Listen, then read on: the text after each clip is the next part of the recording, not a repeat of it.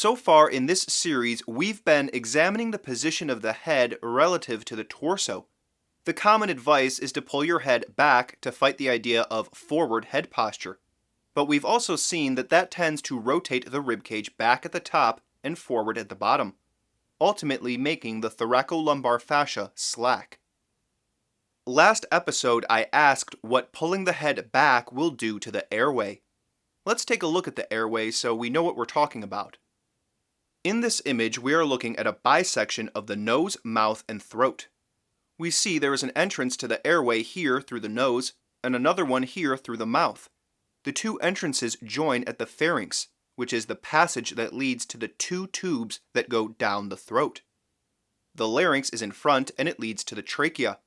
That's the tube you breathe through. Behind is the esophagus, which is where the food you eat goes down to your stomach. We'll dig into this area of the body much more deeply in the future. For now, we just need to know that there are two quite crucial tubes passing through the neck. What might not be obvious is that both of these tubes go somewhat towards the back of the body. The esophagus is pretty close to the spine, and the trachea connects to the lungs at the hilum, which is closer to the back of the lung. That means if we trace from the organs back towards the nose and mouth, that these tubes will follow a forward and upward trajectory. When you pull your head back and bend the upper end of the spine back, the top end of the airway will also be pulled back. That essentially creates a kink in your airway. The tube, which is going forward and up, is bent back.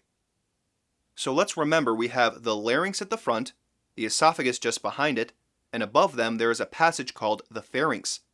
When you pull your head back, you are bending and narrowing the pharynx, which will restrict your airway. Breathing problems are inevitable, and problems with swallowing can also occur. Many people these days are very interested in deep breathing and breathing exercises. Clearly, people perceive that they are not breathing as well as they could. But do breathing exercises ever address this basic mechanical problem in the airway? In my view, it's quite foolish to try to fix your breathing patterns without addressing the fact that you are narrowing your airway by how you maintain your ribcage and head. This is another reminder of how important the geometry of your bones and bony structures is. You can do all kinds of work to train your diaphragm muscle or to puff up your chest to take deep breaths, and all the while never confront the fact that you are partially closing your throat by pulling your skull back. The conventional view of the cervical spine is really quite odd. They believe that the head should be back relative to the front of the body, and therefore they must believe that the spine curves back at the top. To them, a straight cervical spine is a problem, one that is remedied by bending the head further back. Let's look at an X-ray of a straight cervical spine. Jondo Masoero has annotated this X-ray of someone with a straight cervical spine, and we see that still the pharynx is bent back and restricted. So while the conventional opinion here would be that the head is too far forward, an examination of the airway reveals that it's not forward enough.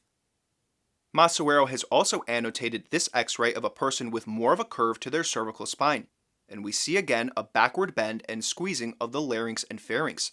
It's quite curious what is put forward as positive change by the conventional model.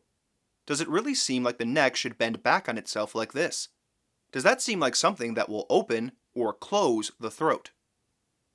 Now let's look at Masoero's model. First though, let's remind ourselves of what's happening to the spine just below the neck. As the ribs get smaller, the distance between the front of the ribcage and the spine gets smaller, and so we have this rounding of the upper back. The conventional model says that this rounded portion should angle back. Masoero and Alexander's model says that this rounded portion should point up, with the front of the ribcage being vertical and the back being vertical below the armpit. However you want to slice it, the portion of the spine at the top of the ribcage is sloping forward. The conventional model says that the spine should bend back on itself. Masoero's model says that the spine should continue to slope forward so that the head can sit forward and up relative to the torso. This picture of F.M. Alexander, annotated by Masoero, shows roughly what that looks like. We have more images of Alexander here as well as pictures of his students that show how they kept their head forward of their back line. This is obviously quite different from the conventional wisdom that says the back of your head should line up with your back. We see that Alexander and his students maintained this relative position of the head even when bending or going into a deep squat. You may not be aware that this is actually uncommon. If you look at average or even quite athletic people squatting, you will see they pull their head back behind their back line. That is a massive shortening of the neck and upper back, and of course, it's no good for your airway. What Alexander shows in this picture with his flat back, forward head, and the fact that the angle of his torso is actually quite small, around 20 degrees, is really something that is quite remarkable. You will find that most people, even quite athletic people, couldn't do this. They can squat, but they cannot keep their head forward and keep their back flat and prevent themselves from massively angling their torso.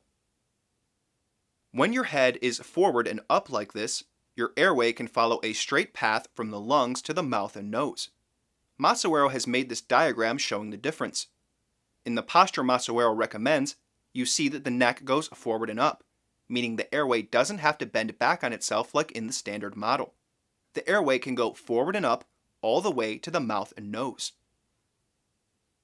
I'd like you to observe yourself and the people around you. Where do you see the back of the head in relation to the back? And in those that you see the head forward, what shape is their back? Bent or straight? Do a little observing, then join me next episode, and we'll put the forward head posture concept behind us and find out where the road forward begins.